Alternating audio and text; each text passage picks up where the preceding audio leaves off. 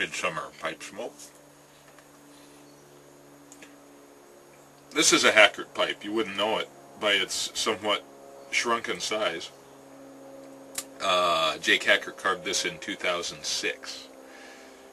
He's a pipe carver in Lancaster, Pennsylvania. I like his pipes. Seems like a real nice guy, though I've never talked to him on the phone or met him in person, just via email. But seems like a very nice guy. You can go to eBay and type in Hackert pipe, Hackert, and find whatever he's got currently.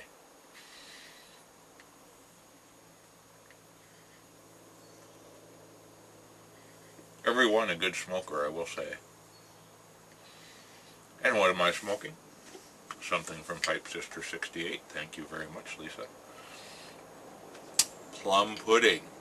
Now, the name would have put me off this, as it recalls Plum Cake by Mac Barron, possibly my least favorite pipe tobacco. I know there are those who must be in love with that, but I found it enough to almost put me off smoking for a week. I should try it again, I suppose. English Balkan pressed tobacco, a rich blend of Latakia, Orientals, Virginias, Perique, and a little something extra. You know, those little something extras are what worry us sometimes, isn't it? I'd rather go for transparency and honesty about that little something extra rather than the surprise factor, but that's just me.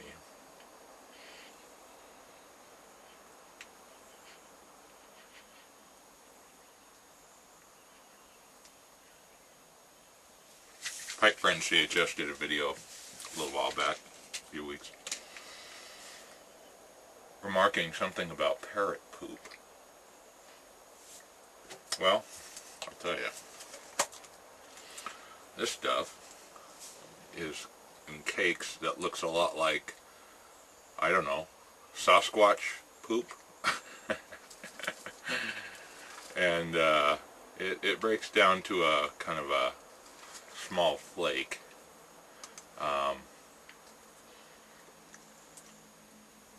Has a nice flavor to it, a little sour smelling, which sometimes translates into flavor. Yeah, and their little written thing on the back is just like over the top, happy, cheery, wonderful. So, and sometimes with those I get, happiness is all about expectations. Think about that. It's not about the reality. It's about the expectation you had. If you won $1 million in the lotto, but you were expecting $2 million, you'd be disappointed. Hello, you just won $1 million. But no, you're disappointed. All because of your expectation. So, trouble is we never examine our expectations. And then when something, has a description that raises your expectation, they're just setting you up. This is actually good stuff. I suggest you do try it. Definitely on the to try list. I wouldn't say it's nirvana in a bowl or a pipe smoking epiphany, not to be confused with Cornell and Deal's epiphany, which I like but is not also an epiphany, but it's good. It's deep and rounded. A little murky, maybe, in flavor. It isn't a real, not a lot of real clear flavors in there. Maybe there's too much going on, too. Pipe cleaners. Gosh, I'm in a pipe cleaner crisis. I had gotten my pipe cleaners on eBay. Like 20 dozen pipe cleaners for $20 or something, Postage was more than the pipe cleaners cost, I think, as I remember. So I have been a rich man in pipe cleaners for the last, I don't know, 6, 8 months, maybe longer. Well, now I'm running out. It's like, whoa, where are those pipe cleaners? And I'm pawing around stuff, you know. So I'm going to have to order some more. So I'll probably go the eBay route again. I haven't explored my local options, my bricks and mortar options. What would those be? Walmart. Presumably they sell them. I don't know. I just haven't tried. Little arts and crafts stores might be a good place to find them. I would think you'd want cotton pipe cleaners. I'm sure there's a whole art to pipe cleaners. And then the super fuzzy ones that don't fit in most of your pipes. They're the ones with the little plastic red bristly things interwoven that supposedly could break up some crud. Although I find, you know, if you, now that we're on the topic of pipe cleaners, if you just use a pipe cleaner, I use about 3 or 4 per smoke. And once you get going, and once the first gurgling occurs, things are pretty warm and kind of moist in there, shall we say. And just running a pipe cleaner in and out will take care of accumulated buildup because it's gotten warm and it's gotten moist, so it's ready to come out as well.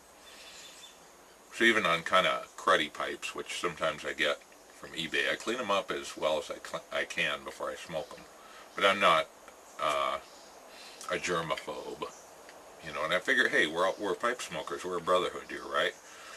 You know, maybe not blood brothers, but we're pipe brothers and sisters. And perhaps I should be more concerned about your personal hygiene, but I'm not really. So that never has bothered me too much. I know it would really freak some people out. I really should get a tamper too. I was thinking that this plum pudding also would be like a bear cat to keep lit, just because it seems so moist and gooey almost. It's not the greatest consistent smoking tobacco, but it's not bad. Better than I thought. Expectations.